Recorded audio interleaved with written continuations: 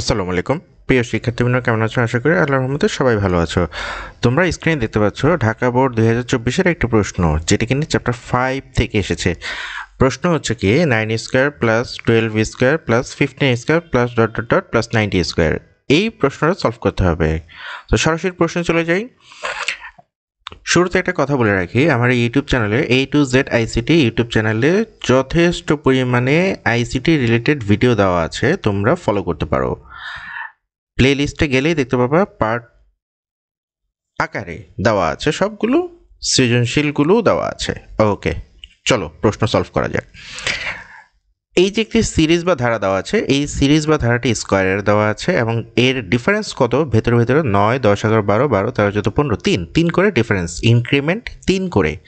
কত পর্যন্ত যেতে হবে? 90 পর্যন্ত। এইখানে টোটাল ক্রাইটেরিয়া হচ্ছে 5টি। এখন যারা আমার রেগুলার ভিডিওগুলো দেখে তারা জানে, বুঝে যে হ্যাঁ এই 5টি আইটেম কী কী সেটাই বলে দিচ্ছি। ওকে, এখন চলো সলভ করা যাক। মেশিন ভাষা কি? মেশিন ভাষা কি? সি একটি কেস সেন্সিটিভ ভাষা। আচ্ছা, সোজা সাপটা কথা, মেশিন ভাষা কি? মেশিন ভাষা হচ্ছে বাইনারি ভাষা, 0 এবং 1 দিয়ে, যেটাকে মেশিনকে বোঝানো হয়। সিম্পল। তাও ডিটেলস কি হবে লিখে আছে বলে দিচ্ছি। সি একটি কেস সেন্সিটিভ ভাষা। সেটি কি? কেস সেন্সিটিভ ভাষা হচ্ছে কি, স্মল লেটার এবং ক্যাপিটাল লেটার সংমিশ্রণ করা যাবে না, এটা সি ল্যাঙ্গুয়েজে হয় না। ঠিক তেমনি যেমনটা চ্যাপ্টার 4-এ এটা করলে কোনো অসুবিধা নেই, স্মল লেটার এবং ক্যাপিটাল লেটারের সংমিশ্রণ করলে কোনো অসুবিধা নেই, কিন্তু চ্যাপ্টার 5-এ খুব সাবধান, এটা করলে সম্পূর্ণ 0 চলে আসবে। যে কোনো প্রোগ্রাম করো, কেস সেন্সিটিভ ইস্যুটা দেখতে হবে। ওকে, উদ্দীপকের ধারাটির যোগফল নির্ণয়ের জন্য একটি অ্যালগরিদম তৈরি করো। ওকে, সেম টু সেম। উদ্দীপকের ধারাটির যোগফল নির্ণয়ের জন্য একটি সি প্রোগ্রাম লেখো অথবা ফ্লো চার্ট লেখো, যে কোনো কিছু আসতে পারে পরীক্ষায়। ওকে, সমাধানে চলে যাওয়া যাক।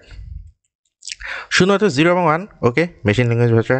আর কেস সেন্সিটিভ ভাষা হচ্ছে ওই যে বললাম, ছোটো হাতের লেখা, বড় হাতের লেখা, স্মল লেটার, ক্যাপিটাল লেটার ইস্যুটা আসবে। আচ্ছা, গ নম্বর প্রশ্নটা দেখো। অ্যালগরিদম, এখানে 5টা আইটেম, ঠিক আছে, জাস্ট সিম্পলি সলভ করে ফেলো।